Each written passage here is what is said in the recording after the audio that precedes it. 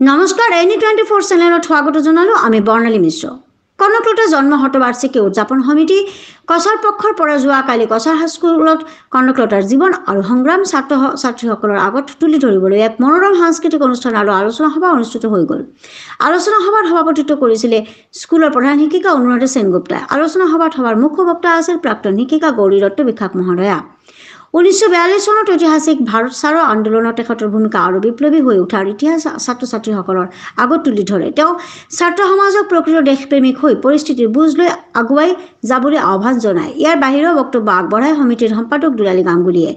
উপস্থিত শিক্ষিতা আৰু অন্যান্য সদস্যসকলে দেশাত্মবোধক গান আগবঢ়ায়। সমিতিৰ ফালৰ পৰা কনকলতাৰ জন্ম শতবাৰ্ষিকী পূৰ্তি উপলক্ষে অহা 22 ডিচেম্বৰ শিলচৰৰ পৰা বিশ্বনাথ জিলাৰ গহপুৰলৈকে এটি বাকী ৰেলী সহ অন্যান্য অনুষ্ঠানবোৰ সফল কৰি তুলিবলৈকে সকলোক আহ্বান জনোৱা হৈছে।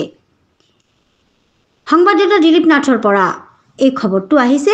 এনেলৈকে আৰু খবৰটো পাবলগীয়া হ'লে আমাৰ এনি 24 চেনেলটো ছাবস্ক্ৰাইব কৰক এবং ফেচবুক পেজটো ফলো কৰি মোৰ লগত থাকক।